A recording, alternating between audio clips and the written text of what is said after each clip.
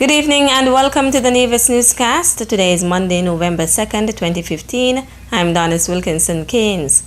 On October 21st, 2015, the Executive Board of the International Monetary Fund, IMF, concluded the ex-post evaluation of the 2011 to 2014 Standby Arrangement SBA with St. Kitts and Nevis.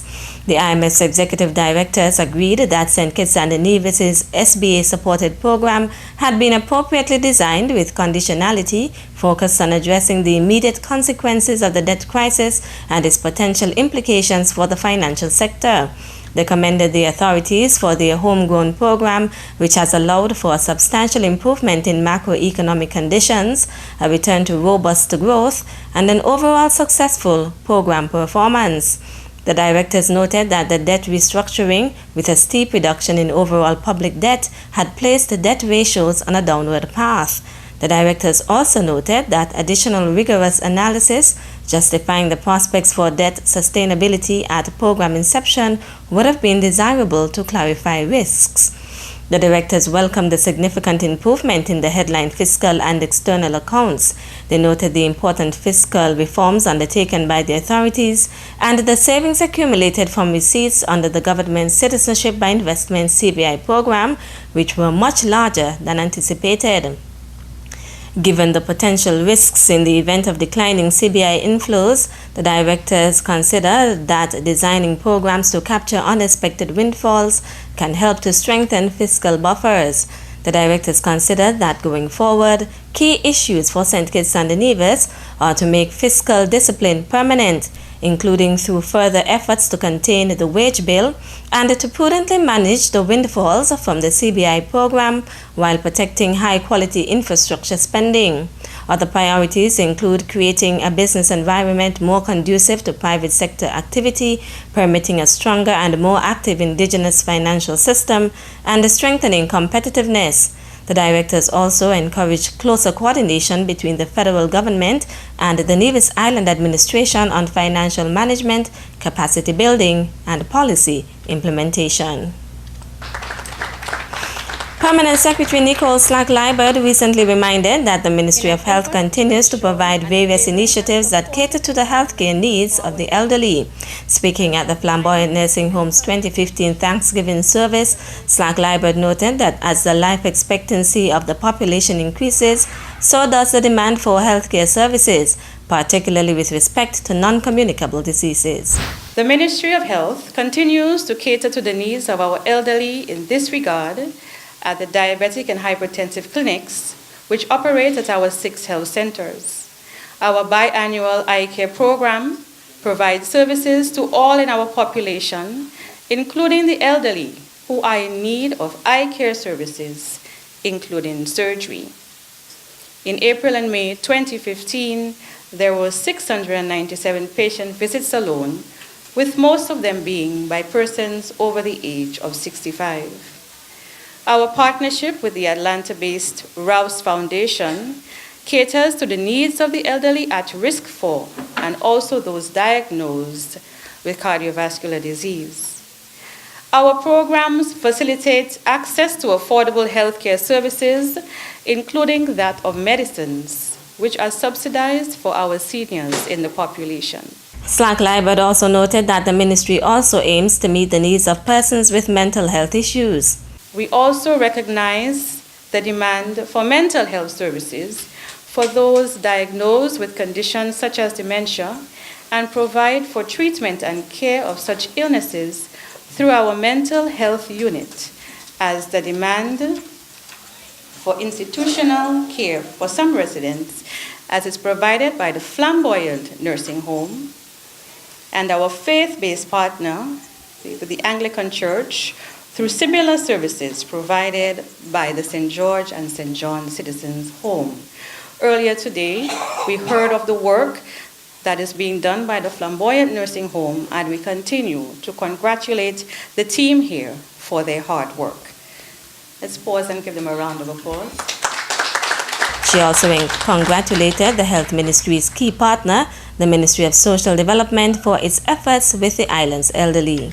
The recently launched bus program, which provides access to transportation is commendable and is the envy of countries in the region. The reduced electricity initiative for some seniors is also commendable and takes into consideration the vulnerability of this population. The seniors groups in various parishes provides a social and educational forum for seniors to come together and share experiences, learn new skills, as playing the steel pan, which allows for the participation of the elderly in social and cultural life in society, which is critical to their well-being. Permanent Secretary in the Ministry of Health, Nicole Slack-Liburd.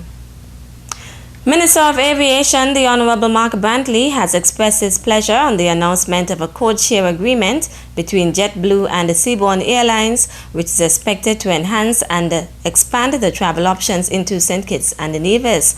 The two airlines have begun selling flights under a code-share agreement that will offer customers increased travel options and new destinations throughout the Caribbean, including St. Kitts and Nevis. Connections will be made via San Juan's Luis Munoz Marin International Airport, where JetBlue is the largest carrier. Customers flying on JetBlue and the Seabourn Airlines will enjoy the benefit of traveling on a single ticket, which allows for one-stop check-in, baggage transfer to the final destination, and conveniently timed connections in San Juan. In a social media posting, Minister Brantley, who is also Nevis's Deputy Premier and Minister of Tourism, notes that travelers can now fly JetBlue via Seabourn direct to and from Nevis, check in at Vance W. Amory International Airport, and get their JetBlue boarding pass direct to their final destination with their bags checked through as well. For those persons traveling from Tampa and Fort Lauderdale, Florida, and the parts in between, coming home for Christmas is just got a lot easier. Minister Brantley says this is great news because it is the first time that JetBlue and the Seabourn Airlines are selling tickets under the code-share agreement, which has been reviewed and approved by the Ministry of Aviation. Still to come, a lot of Nevisians here need renal assistance, dialysis, so we need for you all to come and help us and be very supportive in this upcoming event. The details after this break. Hey, you know it's your groovy soca monarch king, your boy Speedy, and I'm here with the Inland Revenue Department, and I love my side dish. And guess what? I also love Nevis too. And as a responsible taxpayer, your tax dollars help to build our nation. So I'm here to tell you, pay your taxes on time and be a responsible citizen. And don't get me wrong, it's a serious song. I pay my taxes. Boom!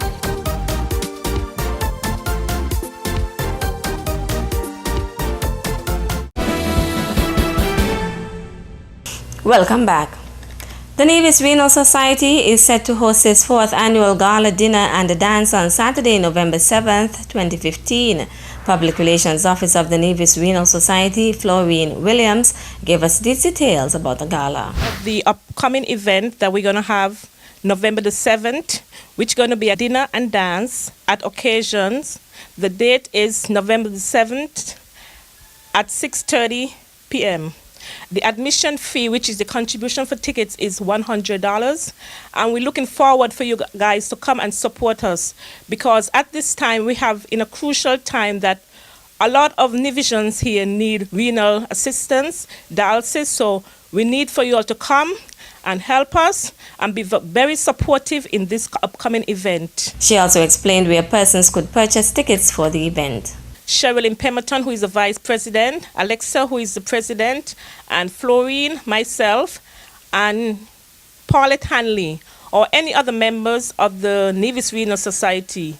We are looking forward for your support, and please come on board to help us. Williams is encouraging the public to join and support the Nevis Renal Society. We, the Nevis Renal Society, is looking forward for family members who has a family or friend, or maybe someone in the community who has renal failure.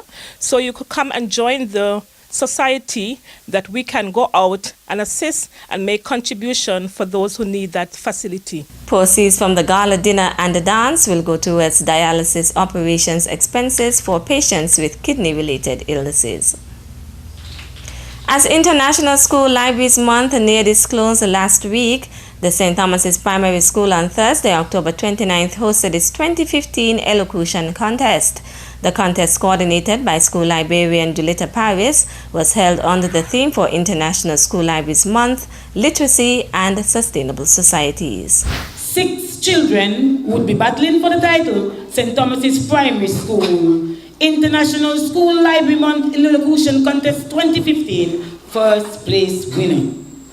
This exercise is done to develop the children's overall interest, appreciation, and love for poetry. This event would also sensitize everyone in our society that literacy is listening, reading, and understanding. So sit back, relax, and enjoy as the children educate you on how to execute literacy at its best through reciting and dramatizing poetry. The competitors were Shadel Mitchell, Sidondre Fleming, Brianne Chapman, Kimani Brown, Rodderson Jeffers, and Caleb Morrison. In both segments, the students were judged on memorization and articulation, while in the reciting segment, they were also judged on speaking style, expression, and verbal clarity, and in the dramatizing segment, they were also judged on presentation, stage personality, and delivery and style. Kimani Brown was judged a winner, accumulating 189 of a possible 200 points. Good morning, teacher. How is you? My name is Donald Poole. And this is my little boy, Michael. And me just bring him to school.